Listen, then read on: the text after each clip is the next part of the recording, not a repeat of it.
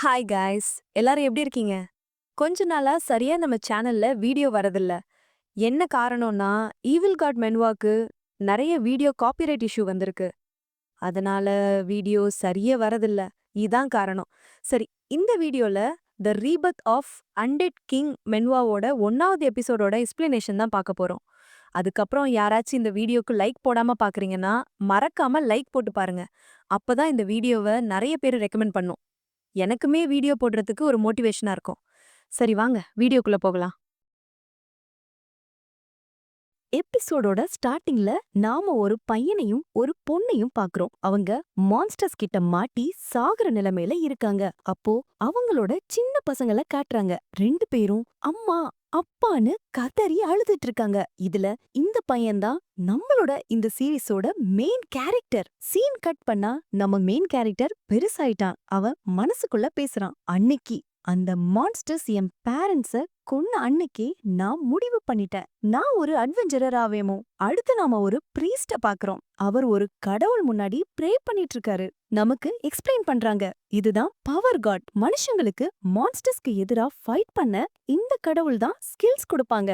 சோக்கான விஷயம் என்னன்னா 12 வயசுக்குள்ள எல்லாருக்கும் ஸ்கில்ஸ் கிடைச்சிடும். ஆனா ஒவ்வொருத்தருக்கும் வர்ற ஸ்கில் ரொம்பவே டிஃப்ரெண்டா இருக்கும். அட்வென்ச்சரஸ்குள்ளேயே எஸ் ரேங்க் தான் ஹையஸ்ட். ஒரு எஸ் ரேங்க் அட்வென்ச்சரர் ஒரு பெரிய ஆர்மிக்கே சமம். சின்ன பையனா இருக்கறதால ஃபேரி டேல்ஸ்ல வர்ற ஹீரோ மாதிரி ஆகணும்னு எனக்கும் ஒரு கனவு இருந்துச்சுன்னு நம்ம எம்சி நினைக்கிறான். அடுத்து நம்ம மெயின் கேரக்டர் அந்த பவர் காட் முன்னாடி ப்ரே பண்றத பாக்குறோம். கடவுளே, உங்க கால்ல வேணா விழுறேன், ப்ளீஸ் எனக்கு கொஞ்சம் பவர் கொடுங்கன்னு கெஞ்சறான். ஆனா அவனோட ஒரு பிரேயரையும் அந்த கடவுள் கேக்கல.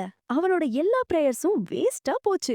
அடுத்த சீன்ல திடீர்னு அவன் முன்னாடி ஒரு விண்டோ அப்பியர் ஆகுது. அத பார்த்துட்டு அவன் செம்ம ஷாக் ஆகி, இது என்னது?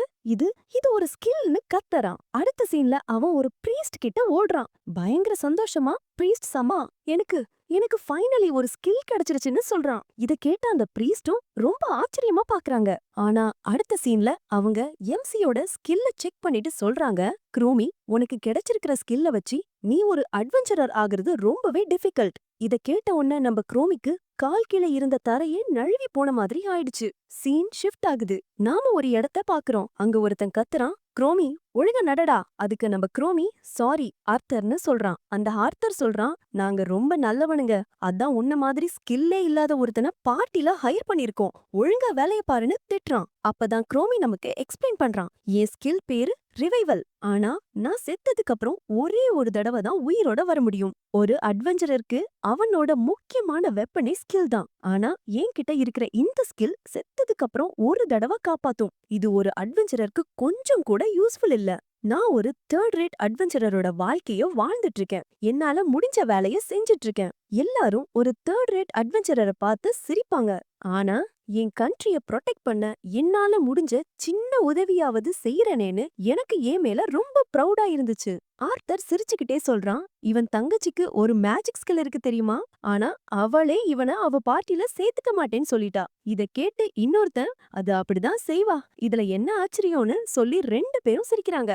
இதையெல்லாம் கேட்டு நம்ம குரோமி லேசா ஒரு புன்னகை மட்டும் பண்றான். அப்போ ஆர்த்தர் திரும்பி பார்க்கும்போது அங்க ஒரு காப்ளின் நிக்குது. அத பார்த்ததும் வேகமா அத அட்டாக் பண்ண போறான். இன்னொருத்தனும் அவனோட ஹேமரை எடுக்கிறான். அவனோட ஸ்கில் ஹெர்குலஸ் ஸ்ட்ரென்த். 2 பேரும் சேர்ந்து அந்த காப்ளின சட்னி ஆக்கிடுறாங்க.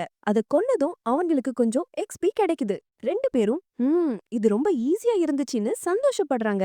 ஆர்த்தர் குரோமிய பார்த்து, ஏ குரோமி, போய் அந்த மேஜிக் ஸ்டோனை எடுடான்னு சொல்றான். குரோமியும் வேகமா போய் அதை எடுத்து பேக்ல வச்சுக்கிறான். இப்போ அப்ப குரோமி ஆர்த்தர் கிட்ட சொல்றான், நம்ம மேப்ப விட்டு ரொம்ப தூரம் வெளிய வந்துட்டோம், சீக்கிரம் திரும்பி போகணும். இத கேட்ட ஆர்த்தருக்கு செம்ம கோபம் வந்துருது. என்ன பண்ணணும் என்ன பண்ணக்கூடாதுன்னு எனக்கு சொல்லி கொடுக்கற தைரியம் உனக்கு இருக்கா? இன்னொரு தடவை இப்படி பேசுனா உன்னை பதம் பாத்துருவேன்னு கத்தலாம். ஆனா அப்போ தப்புன்னு தண்ணி மாதிரி ஏதோ ஒண்ணு கீழே வந்து விழுது. குரோமி முன்னாடி பாக்குறான். பார்த்தா அவன் உறைஞ்சு போயிட்டான். அவன் முன்னாடி 100க்கும் மேல மான்ஸ்டர்ஸ் நிக்குது. பட் மான்ஸ்டர்ஸ பார்த்ததும் ஆர்த்தருக்கும் அவன் பார்ட்னருக்கும் பயத்துல உறைஞ்சு போயிட்டாங்க. ஐயையோ, இதுங்க பக்பேர்ஸ், நாம ரொம்ப மோசமா இங்க மாட்டிக்கிட்டோம்னு கத்துறாங்க. ஆர்த்தரும் அவனோட ஆளும் மான்ஸ்டர்ஸ அடிக்க ட்ரை பண்றாங்க. ஆனா அந்த மான்ஸ்டர்ஸ் கூட்டம் குறையவே இல்ல. 1 போனா 10 வருது. இத பார்த்த ஆர்த்தர் பயந்து போய் சொல்றான், ச்சே, இந்த மான்ஸ்டர்ஸ் முடியற மாதிரி தெரியலையே, இதுங்கள கொல்றது ரொம்ப கஷ்டம். ஆனா சொல்லிட்டு திடீர்னு ஒரு ஈவில் ஸ்மைல் பண்றான். அங்க பார்த்தா குரோமி மேல மான்ஸ்டர்ஸ் அட்டாக் பண்ண ஆரம்பிச்சிருச்சு. அவன் தன் வாளை எடுத்து அடிக்க ட்ரை பண்றான். ஆனா ஒரு யூஸும் இல்ல. குரோமி பயந்து போய் மனசுக்குள்ள நினைக்கிறான், ஐயோ இது சுத்தமா யூஸ்லெஸ். என்னால மான்ஸ்டர்ஸ் கூட நேருக்கு நேரு ஃபைட் பண்ண முடியல. ஆனா அப்போ யாரோ ஒருத்தன் குரோமிய பின்னால இருந்து தள்ளி விட்டுறான். அது யாருன்னு பார்த்து குரோமிக்கு செம்ம ஷாக். அது வேற யாரும் இல்ல, ஆர்தர் தான். மான்ஸ்டர்ஸ் எல்லாம் வேகமா குரோமிய நோக்கி வருது. குரோமி ஆர்தர் கிட்ட ஹெல்ப் கேட்டு கைய நீட்டுறான். ஆனா ஆர்தரும் அவன் பார்ட்னரும் குரோமிய காப்பாத்தாம அங்க இருந்து ஓட ஆரம்பிக்கிறாங்க. போற போக்குல ஆர்தர் சொல்றான், எல்லாரும் ஒன்னா சாகுறதுக்கு நீ மட்டும் செத்தா போது குரோமி. உன்கிட்ட தான் ரிவைவல் ஸ்கில் இருக்கே. நான் சொன்னது கரெக்ட் தானே குரோமின்னு சொல்லிட்டு 2 பேரும் ஓடி போயிடுறாங்க. குரோமி மனசுக்குள்ள நினைக்கிறான், என்னது ரிவைவலா? இப்படி ஒரு சிச்சுவேஷன்லயா? நான் இருக்கிற இந்த பள்ளம் ரொம்ப ஆழமானது. இங்கிருந்து வெளியே வர்றதுக்கு ஒரு வழியும் இல்லையே. அடுத்த சீன்ல அந்த மான்ஸ்டர்ஸ் நம்ம குரோமிய உயிரோட சாப்பிட ஆரம்பிக்குது. ஐயோ, குரோமி வலி தாங்க முடியாம கத்துறான். அந்த மான்ஸ்டர்ஸ் அவனோட கை, கால், முகம், உடம்புன்னு எல்லாத்தையும் பிச்சு சாப்பிட ஆரம்பிக்குது. அவன் வலியில துடிக்கிறான். ஐயோ வலிக்குதே, தாங்க முடியல. இது ரொம்ப கொடுமையா இருக்கு. நான் இப்படி ஒரு இடத்துல இப்படி சாக கூடாது. அடுத்த சீன்ல பாக்குறோம், அந்த மான்ஸ்டர்ஸ் அவனோட 2 கால் 2 கைன்னு எல்லாத்தையும் சாப்பிட்டுருச்சு. அவன் அங்கேயே உசுர விட்டுட்டான். ஆனா அவன் செத்த உடனே அவனோட ரிவைவல் ஸ்கில் ஆக்டிவேட் ஆகுது. கண்ண திறந்து பாக்குறான். என்னது, நான் நான் உயிரோட இருக்கேனா? அப்போ நான் சேஃபா ரிவைவ் ஆயிட்டேனா? ஆனா இங்கிருந்து வெளிய போறதுக்கு வழியே தெரியலையே. அப்போ ஒரு ஸ்கெலிட்டனோட கை ஒரு வாழ தூக்குறத பாக்குறான். அந்த வாழல தன் முகத்த பாக்குறான். பாத்துட்டு உறைஞ்சு போயிட்டான். பயத்துல மனசுக்குள்ள கத்துறான், அட குக்குமக்கா, இது என்னடா எனக்கு வந்த சோதனை? நான் ஏன் ஒரு ஸ்கெலிட்டன் மாதிரி தெரியறேன்? அவனோட உடம்புல ஒரு துளி சத கூட இல்ல. அவன் ஒரு முழு ஸ்கெலிட்டனா மாறிட்டான். அவன் பேச ட்ரை பண்றான், ஆனா சத்தமே வரல. அத பாத்துட்டு அவன் மறுபடியும் ஷாக் ஆகி மனசுக்குள்ள நினைக்கிறான், என்னது இது? இப்போ என்னால பேச கூட முடியலையா? இது கனவா? ஒரு நிமிஷம், என் ஸ்டேட்டஸ செக் பண்ணி பாக்குறேன். அவன் ஸ்டேட்டஸ செக் பண்றான். லெவல் 1, ஹெச்பி 7, எம்பி 1, ஸ்கில் எதுவுமே இல்ல. இத பாத்துட்டு குரோமி சொல்றான், அப்போ நான் இனி ஒரு லெவல் 1 அட்வென்ச்சரர் கூட இல்லையா? இது என்னைய வைட்ன்னு சொல்லுது. அவன் சிஸ்டம்ல அத பத்தி பாக்குறான். அதுல எழுதியிருக்கு, வைட் ஒரு மான்ஸ்டர், எலும்புகளுக்குள்ள ஈவில் மேனா இருக்கும். ஒரு ரேங்க் அட்வென்ச்சரருக்கு இத தோத்தடிக்கிறது ரொம்ப கஷ்டம். ஆனா இது ரொம்ப வீக். இதுக்கு இன்டெலிஜென்ஸும் கிடையாது. இது ஒரு நடமாடும் பிணம். அவ்வளவுதான். இதெல்லாம் கேட்டதும் அவனுக்கு பயங்கர கோவம் வந்துருது. சிஸ்டம பார்த்து மனசுக்குள்ள கத்துறான், என் கூட பேசாத, எனக்கு மூளை இருக்கு, என்னால யோசிக்க முடியும். அப்போ அவனுக்கு அந்த பிரீஸ்ட் சொன்னது ஞாபகம் வருது. இந்த ஸ்கில் பத்தி எங்களுக்கு எந்த டீடைல்ஸும் இல்ல. இது உண்மையிலே இப்படிதான் வேலை செய்யும்னா ஒரு அட்வென்ச்சரருக்கு இது ரொம்பவே வேஸ்டான ஸ்கில். குரோமி யோசிக்கிறான், இந்த ஸ்கில் ரொம்ப ரேருங்கிறதுனால எனக்கும் இத பத்தி ஒன்னும் தெரியல. என் பாடி ரொம்ப டேமேஜ் ஆனதுனால இப்படி ஆயிட்டேனா? இல்ல இந்த டஞ்சனோட மேனானால இப்படி ஆயிட்டேனா? ச்சே, இதெல்லாம் யோசிச்சு இப்ப ஒரு பிரயோஜனமும் இல்ல. இப்படி ஒரு பாடியில இருக்கறதுக்கு அர்த்தம் நான் ஒரு செத்த பிணம், அவ்வளவுதான். திடீர்னு அவன் சிரிக்க ஆரம்பிக்கிறான். வெல், உண்மையிலே நான் இப்பதான் செத்து பொழைச்சிருக்கேன். சோ இது எனக்கு கிடைச்ச ஒரு போனஸ் லைஃப் தான். ச்ச, அந்த வாழ்க்கை ஒன்னும் அவ்வளோ நல்லா இல்ல. நான் என் கண்ட்ரிய ப்ரொடெக்ட் பண்ணணும்னு நினைச்சேன். ஆனா எனக்கு என்ன கிடைச்சது? ஒரு யூஸ்லெஸ் ஸ்கில். எவ்வளவோ நாள் என் லைஃப ரிஸ்க்ல வச்சேன். ஆனா எல்லாரும் என்ன பார்த்து சிரிச்சாங்க. அப்போ அவனுக்கு ஒரு பொண்ணு ஞாபகம் வருது. அவ சொல்றா, உனக்கு டேலண்டே இல்லனா நீ ஏன் இதெல்லாம் பண்றத நிறுத்தக்கூடாது? குரோமி யோசிக்கிறான். ஆமா, இது ஃப்ரஸ்ட்ரேட்டிங்கா தான் இருக்கு. ஆனா என் சிஸ்டர் சொன்னது கரெக்ட்ன்னு நினைக்கிறேன். யார்கிட்ட பவர்ஃபுல் ஸ்கில்ஸ் இருக்கோ அவங்க மட்டும்தான் ஹை ரேங்கிங் அட்வென்ச்சரர்ஸ் ஆக முடியும். இது எனக்கு தெரியும், நல்லாவே தெரியும். தெரிஞ்சும் நான் இத பண்ணிட்டு இருந்தேன். ஆனா அப்ப குரோமி திடீர்னு எழுந்து உட்கார்ந்து மனசுக்குள்ள நினைக்கிறான், இல்ல இல்ல இல்ல, இது தப்பு. மான்ஸ்டர்ஸ் லெவல் கெயின் பண்ணா எவால்வ் ஆகும். அதுக்கு ஸ்கில்ஸும் கிடைக்கும். அப்ப நான் தொடர்ந்து எவால்வ் ஆகிட்டே இருந்தா, ஸ்கில்ஸ ஆப்டெயின் பண்ணிட்டே இருந்தா, ஒரு நாள் ஒரு நாள் நான் மறுபடியும் மனுஷனா மாறிட முடியும். செம்ம சந்தோஷமா மனசுக்குள்ள நினைக்கிறான். அப்படி நடந்தா அப்போ நான் ஒரு நாள் எஸ் ரேங்க் அட்வென்ச்சரர் கூட ஆகலாமே. நான் ரொம்ப காலத்துக்கு முன்னாடியே கிவ் அப் பண்ண ஒரு கனவு இது. ஆனா வைட்டுங்கிறது ரொம்ப வீக்கான மான்ஸ்டர். என்னால உண்மையிலேயே இத பண்ண முடியுமா? Wait a minute. நான் ஒரு நார்மல் மான்ஸ்டர் இல்ல. என்னால யோசிக்க முடியும். இதுதான் இதுதான் என்னோட ஒரே ஒரு நம்பிக்கை. சோ இத ட்ரை பண்றதுல தப்பே இல்ல. அப்போ அவன் பக்கத்துல ஒரு பயங்கரமான மான்ஸ்டர் வருது. ஆனா அது அவன கண்டுக்காம இக்னோர் பண்ணிட்டு போயிடுது. இத பார்த்து நம்ம குரோமி மனசுக்குள்ள நெனைக்கிறான், நான் ஒரு ஸ்கெலிட்டனா இருக்கிறதுனால எல்லா மான்ஸ்டர்ஸும் என்னைய செத்து போனவன்னு நெனைக்குது. நான் ஒரு ஸ்கெலிட்டனா இருக்கிறது ஒரு விதத்துல நல்லது தான். நான் இங்கேயே உட்கார்ந்து இன்ஃபர்மேஷன கலெக்ட் பண்ணலாம். எந்த மான்ஸ்டர் வீக்ன்னு பார்க்கலாம். இல்லனா எனக்கு ஏதாவது அட்வென்ச்சரர் கூட கிடைக்கலாம். ஆனா, அப்போ குரோமி முன்னாடி ஒரு லெவல் 4 காப்லின் நிக்குது. நம்ம குரோமி என்ன பண்றான்னு பாத்தீங்கன்னா, தன்னோட ஒரு கைய கழட்டி அந்த காப்லின் தலை மேல தூக்கி எறியறான். அதுக்கு செம்ம கோவம் வந்துருது. ஆனா அது திரும்பி பாத்தது, இது வெறும் ஸ்கெலிட்டன் கைதான் தெரிஞ்சதும் அமைதியாகி ஆச்சரியமா பாக்குது. இந்த கேப்ல குரோமி வேகமா அந்த காப்லின் பின்னால போய் தன்னோட வாளால ஒரே குத்து. அந்த காப்லின் அங்கே காலி. இத செஞ்சது குரோமிக்கு செம்ம சந்தோஷம். மனசுக்குள்ள நினைக்கிறான், என் பிளான் வேலை செஞ்சிருச்சு. அடுத்து பாக்குறோம், அந்த காப்லின கொன்னதுக்கு குரோமிக்கு 3 எக்ஸ்பி கிடைக்குது.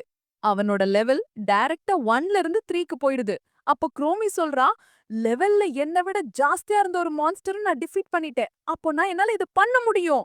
இந்த பாடி என்னோட ஹியூமன் இன்டெலிஜென்ஸ். இத வச்சு என்னால ஜெயிக்க முடியும். ஒரு தடவ நான் ஒயிட்டோட லெவல் 5க்கு போயிட்டா போதும். அப்புறம் நான் எவால்வ் ஆயிடலாம். குரோமி பயங்கர வெறியோட சொல்றான், நான் ஏற்கனவே ஒரு தடவ செத்துட்டேன். சோ வாங்கடா, இனி லெவல் அப் பண்ணுவோம். ஏன்னா என் லைஃப் இனி இத நம்பிதான் இருக்கு. அப்போ காப்லின் ஸ்லக்னு ஒரு மான்ஸ்டர் குரோமி முன்னாடி வருது. லெவல் 1 தான். இத பார்த்ததும் குரோமி வேகமா போய் அந்த மான்ஸ்டர ஒரே அடியில கொன்னுடுறான். அத கொன்னதும் அவனுக்கு வெறும் 1 எக்ஸ்பி தான் கிடைக்குது. இத பார்த்ததும் குரோமிக்கு செம்ம கடுப்பாயிடுச்சு. ச்சே! இவ்ளோ கம்மியான எக்ஸ்பியா? அவன் யோசிக்கிறான். என் பிளான் அதோட லிமிட்டுக்கு வந்துருச்சுன்னு நெனைக்கிறேன். நான் ஸ்ட்ராங் மான்ஸ்டர்ஸ் அவாய்ட் பண்ணிட்டு வீக்கானத மட்டும் கொன்னுட்டு இருந்தேன். ஆனா இப்படி போனா நான் எவால்வ் ஆகுறதுக்கு பல வருஷம் ஆகும். எனக்கு ஸ்ட்ராங்கான எனிமிய தேடி போய் தான் கொல்லணும். அவன் வாழ ஓரமா வச்சுட்டு அங்கேயே உட்கார்ந்து மனசுக்குள்ள நினைக்கிறான். எனக்கு பசிக்கிற மாதிரியும் தெரியல, ரெஸ்ட் எடுக்கணும்னு தோணல. ஆனா நான் ஒரு மனுஷனா இருந்ததையே சீக்கிரம் மறந்துருவேனோன்னு ஒரு பயம் வருது. அவன் தூங்க ட்ரை பண்றான். ஆனா தூக்கமே வரல. ஒருவேள நான் எதுவும் சாப்பிடாததுனால தூக்கம் வரலையோ? இல்ல இந்த டன்ஜன்ல சூரியனே இல்லாததுனால இப்படி இருக்கா? நான் எல்லா சென்சஸையும் இழந்துட்டேன். இன்னும் 1 வீக் கூட ஆகியிருக்காது, கரெக்ட்டா? 2, 3 நாள் தான் இருக்குமோ? இல்ல இன்னும் 1/2 நாள் கூட ஆகியிருக்காதோ? என் சின்ன தங்கச்சி கல்மியா, அவ ரொம்ப கவலைப்பட்டுட்டு இருப்பா. கரெக்ட்டா? பார்த்தா நான் இதுக்கு முன்னாடியும் நாள் பூரா வீட்டுக்கு வெளிய தான் இருப்பேன். ஒருவேள அவ நோட்டீஸ் கூட பண்ணிருக்க மாட்டாளோ? அப்போ அவனுக்கு ஒரு மெமரி வருது. அங்க அவனோட உயிர அவ தங்கச்சி சேவ் பண்ணிருக்கா. அவ சொல்றா, "உனக்கு டேலண்ட்டே இல்லன்னா, நீ ஏன் இதெல்லாம் பண்றத நிறுத்தக்கூடாது?" இந்த நினைவுகள் வந்ததும் குரோமி சொல்றான், "இல்ல இல்ல, அவ நோட்டீஸ் பண்ணியிருந்தா கூட என்ன நெனச்சு அவ கவலைப்பட மாட்டா." தலைய புடிச்சுக்கிட்டு சொல்றான், "ச்சே! நான் இதெல்லாம் யோசிச்சுட்டு இருக்கேன். எல்லாம் இந்த வேஸ்டான டஞ்சன்னால தான். நான் நெகட்டிவாவே யோசிச்சுட்டு இருக்கேன். நான் இங்கேயே எப்பவும் இருக்க முடியாது. நான் சீக்கிரம் ஒருத்தன் கூட ஃபைட் பண்ணணும். நான் ஸ்ட்ராங் ஆகணும்." அப்போ அங்க ஒரு வுல்ஃப் வருது. பயங்கரமா உருமிட்டு இருக்கு. அதோட லெவல் 7. அது ஒரு ரெட் ஐட் வுல்ஃப். நம்ம குரோமி செத்து போன மாரி ஆக்டிங் பண்ண ஆரம்பிச்சுட்டான். அந்த வுல்ஃப் அவன பாக்குது. ஆனா கண்டுக்காம முன்னாடி போயிடுது. குரோமிக்கு அத பார்த்ததும் பயத்துல உறைஞ்சு போயிட்டான். ஆனா அவன் மனசுக்குள்ள நினைக்கிறான், இது ஒரு ரெட் ஐட் வுல்ஃப். நான் இத டிஃபீட் பண்ணிட்டா, நான் இப்பவே லெவல் அப் ஆயிடலாம். ஆனா இந்த வுல்ஃப் என்ன விட ரொம்ப ஸ்ட்ராங், ரொம்ப ஃபாஸ்ட். அதோட லெவல் 7. என் லெவல் வெறும் 3 தான். என்ன மாதிரி ஒருத்தனால இந்த வுல்ஃப ஜெயிக்க முடியுமா? இல்ல இல்ல. நான் என் மேல கான்ஃபிடென்ட்டா இருக்கணும். நான் ஹியூமன் இன்டெலிஜென்ஸ் இருக்கிற ஒரு மான்ஸ்டர்.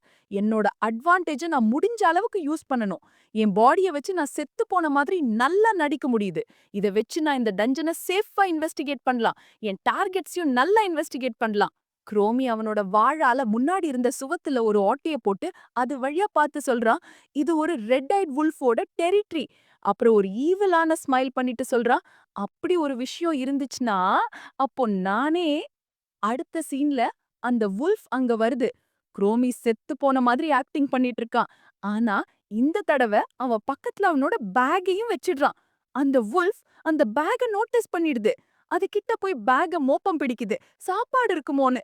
இத பார்த்த குரோமி அவனோட வாள தூக்கிட்டு வேகமா அந்த வுல்ஃப் பின்னால போறான். அந்த வுல்ஃப் நம்ம குரோமிய நோட்டீஸ் பண்றதுக்கு முன்னாடியே குரோமி தம் வாளால அதோட வயித்துல ஆழமா குத்துறான். அதுக்கு மேல தான் அந்த ரெட் ஐட் வுல்ஃப் பலி தாங்க முடியாம கத்துது.